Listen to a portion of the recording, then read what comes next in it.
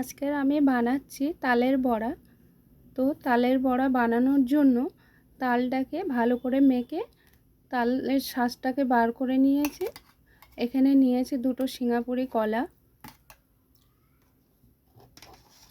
এখানে আমি দিয়ে দিচ্ছি 1 বাটি সুজি। এখানে আমি দিয়ে দিচ্ছি পরিমাণ মতো নুন।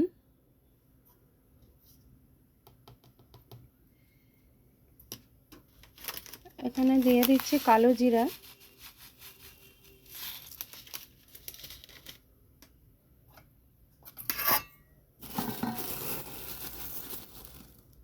এখানে আমি দিয়ে দিচ্ছি 2 বাটি চিনি।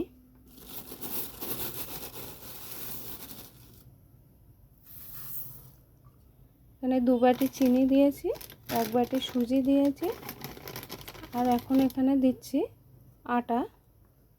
1 বাটি দিলাম, 2 বাটি আটা।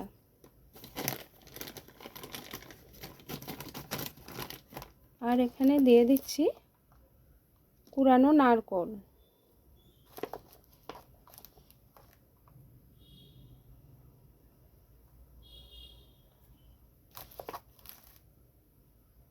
তো আমি এখানে কিছুটা নারকেল কুড়ানো দিয়ে দিলাম। এখন এটা আমি মেখে নেব।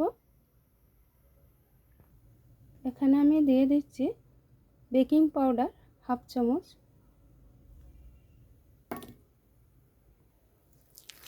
তো এরকমভাবে মেখে নিতে হবে। তো এটা মাখাটা নরম হয়ে গেছে। এখানে আমি আরও একটু আটা দিয়ে দেব। তো এটা মাখা হয়ে গেছে। এরকমভাবে মাখতে হবে, খুব নরমও না আবার খুব শুকনোও না। তো এখানে আমি ননস্টিকের কড়াইতে সাদা তেল দিয়ে দিয়েছি ভাজার জন্য। তো সাদা তেলটা গরম হয়ে গেছে। তো ভাজার জন্য এরকম ছোট ছোট করে আমি ছেড়ে দিচ্ছি।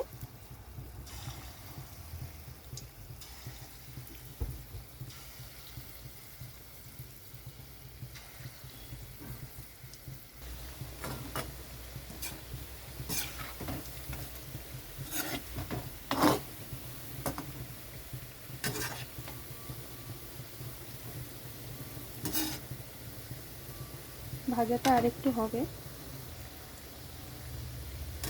তালের বড়া ভাজার জন্য গ্যাসটা সবসময় কমানো বাড়ানো করে ভাজতে হবে। বেশি তেলটা গরম হয়ে গেলে গ্যাসটা না কমিয়ে দিলে ওপরটা তাড়াতাড়ি লাল হয়ে যাবে আর ভিতরে কাঁচা থাকবে।